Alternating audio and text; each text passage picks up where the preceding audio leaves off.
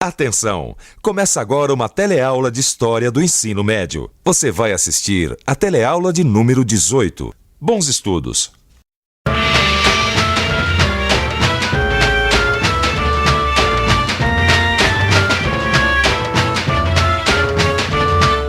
Entendeu ainda que mais além havia homens com um olho só e outros com focinho de cão.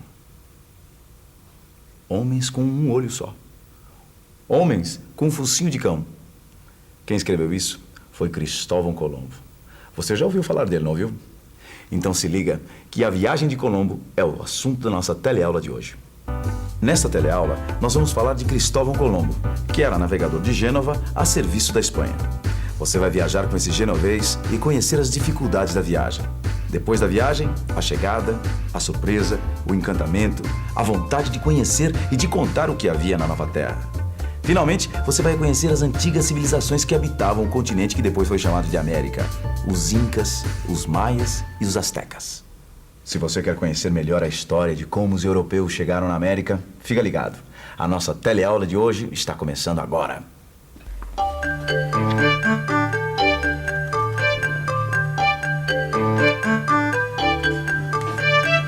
Não, olha só, Gil. Oi. Olha só o que o Cristóvão Colombo escreveu no diário dele. Entendeu ainda que mais além havia homens com um olho só e outros com focinho de cão. Que incrível. Mas isso não é nada. Olha só nesse livro. Diz que ele viu sereias, amazonas e homens com caudas quando chegou à Terra Desconhecida. Bom, terra desconhecida aí no caso é a América, né? Não, peraí, mas naquela época não se chamava América ainda, né? Não, tá certo, tá certo. Agora, eu fico pensando uma coisa. Será que o Cristóvão Colombo, ele realmente viu essas coisas todas ou ele imaginou isso tudo, hein? Ah, tá aí. Será que foi a imaginação de Colombo que fez ele ver coisas tão incríveis como sereias e homens com focinho de cão? Você pode estar até achando que sim, mas pense um pouco. Os europeus sempre souberam da África e das Índias. Da América, eles sempre souberam coisas pela imaginação mesmo. A chegada dos europeus na terra que hoje é a América foi, sem dúvida, o encontro mais surpreendente da nossa história. Para a gente entender melhor esse encontro, vamos falar justamente de um homem que foi a causa desse encontro. Cristóvão Colombo. Cristóvão Colombo foi um navegante que nasceu em Gênova. Ele chegou na terra, que depois foi chamada de América, em 1492. E a viagem de Colombo até a América foi mesmo uma grande aventura. Apesar de ser um aventureiro, Colombo não era diferente dos europeus do seu tempo. Ele também estava em busca do ouro e acreditava na expansão da fé cristã pelas terras pagãs. Quem financiou a viagem de Colombo foi a Espanha.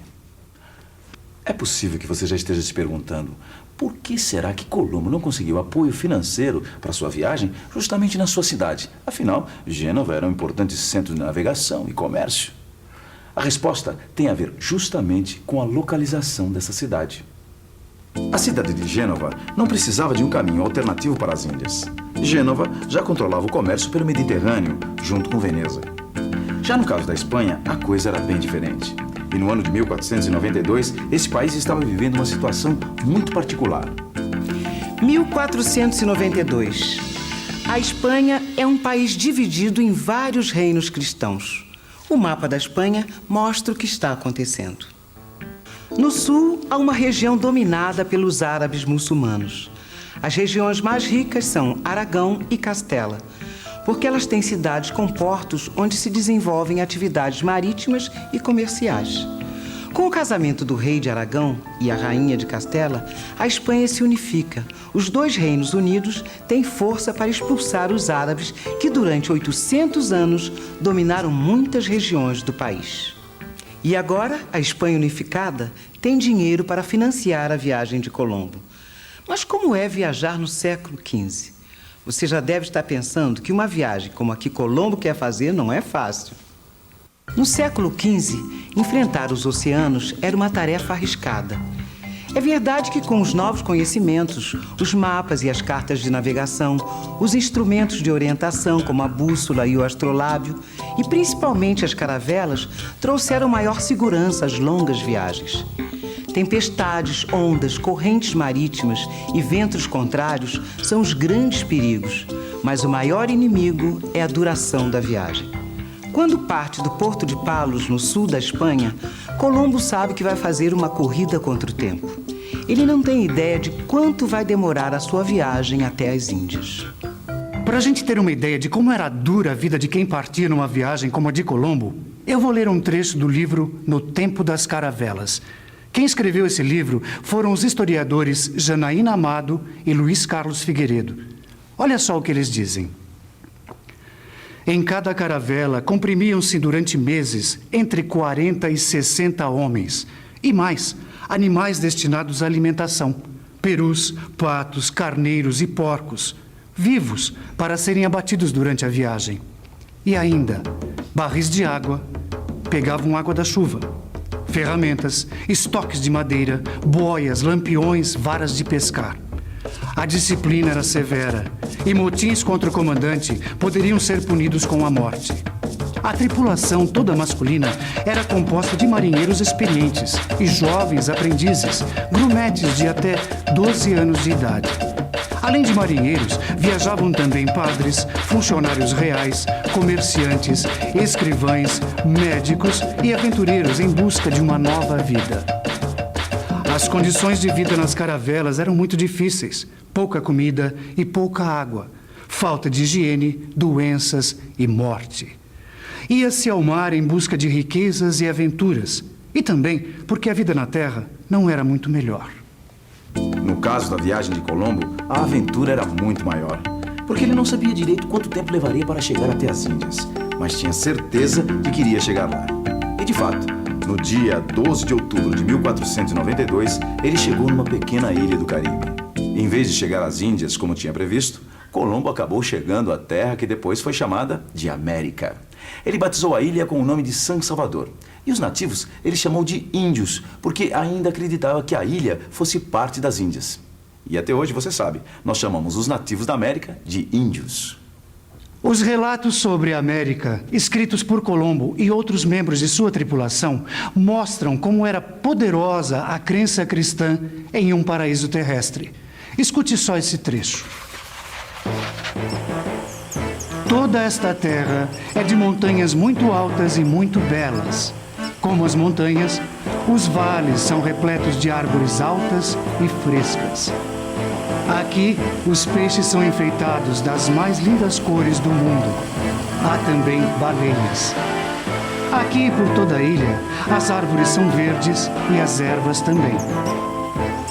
É certo que a beleza dessas ilhas, com seus montes e suas serras, suas águas e seus vales regados por rios caudalosos, é um espetáculo tal que nenhuma outra terra sob o sol pode parecer melhor ou mais magnífica. Ô Vicente, eu estava pensando, se Colombo achou tudo isso magnífico, imagina se ele tivesse visto as antigas civilizações da América, rapaz. Peraí, que antigas civilizações está falando? Ah, peraí, você já deve ter ouvido falar, ó. Antigamente, em alguns lugares da América, existiam as civilizações astecas, incas, maias. Tá lembrado? Tá certo, os astecas, os incas, os maias. Peraí. Eu acho que a gente tem algumas imagens dessas civilizações aqui, quer ver? Olha aí, ó. Isso aqui são objetos dessas civilizações que já existiam aqui na América muito antes de Colombo chegar. Pelo jeito, essas civilizações eram muito desenvolvidas, hein? Ó, dá pra ver nessas ruínas aqui, ó, que eles construíam palácios, templos. Maravilha, hein? Beleza, né? Pois é, mas na verdade, Colombo não viu nenhuma dessas civilizações, porque ele só conheceu uma parte da América. Para ser mais exato, ele conheceu a América Central e o norte da América do Sul. E você, sabe onde ficavam essas antigas civilizações que Colombo não conheceu? A civilização asteca ficava aqui, nessa região onde hoje é o México. Os maias habitavam o norte da América Central. O Império Inca se estendia ao longo da Cordilheira dos Andes. Hoje, esse império iria aqui da Colômbia, passando por toda a Cordilheira dos Andes, até o Chile. Todas essas civilizações tinham uma agricultura desenvolvida e dominavam pela força militar um conjunto de outros povos que viviam nas suas proximidades. Os astecas, os incas e os maias construíram palácios e templos grandiosos. E, além disso, conheciam matemática e astrologia. Essas civilizações deixaram verdadeiros tesouros de arte em objetos de prata, vasos de cerâmica e tecidos. Colombo não chegou a conhecer tesouros como esse aqui. Aliás, Colombo sequer chegou a dar o seu nome para a terra recém-descoberta. O nome América é uma homenagem a outro navegante. Esse aqui. Américo Vespúcio. Enquanto Colombo governava as ilhas que ele tinha descoberto, Américo Vespúcio chegou até o continente. Mas o fato é que a chegada de Colombo na América colocou a Espanha numa situação privilegiada em relação aos portugueses. E foi por isso que esses dois países acabaram fazendo um acordo que ficou conhecido como o Tratado de Tordesilhas. O Tratado de Tordesilhas era um acordo entre Espanha e Portugal que dividia o mundo em duas partes. Assim, se alguém chegasse a outras terras ainda desconhecidas na época, ela já teria um dono certo. E uma dessas novas terras, que logo foi encontrada, é o lugar que hoje nós conhecemos como Brasil. E atenção, se liga aí que é hora da revisão.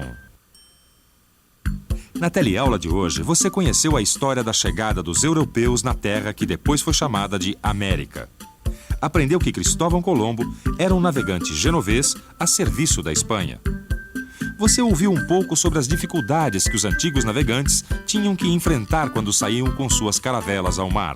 Você também viu que quando Colombo e sua tripulação chegaram na América, pensavam que tinham encontrado o paraíso terrestre.